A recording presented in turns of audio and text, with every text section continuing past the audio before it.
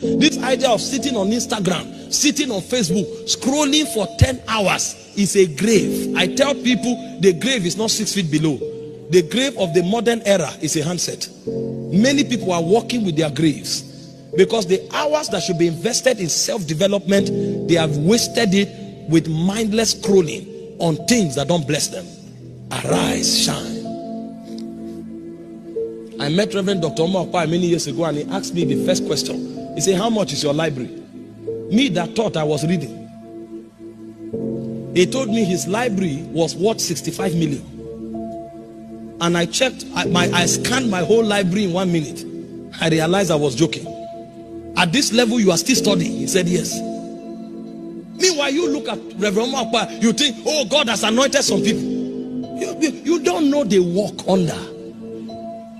People come out unprepared and they have nothing to say to their generation.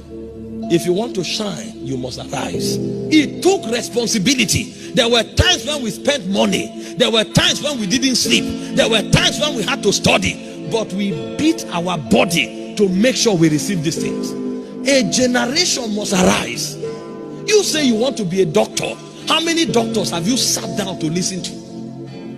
What is your commitment to your books?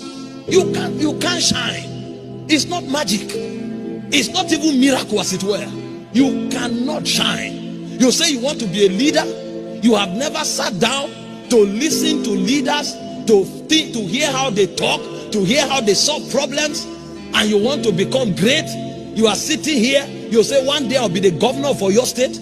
One day I'll be the governor of the president of Nigeria. Unless you go through corruption. If it is based on value, you will never become. Because for you to shine, you must arise.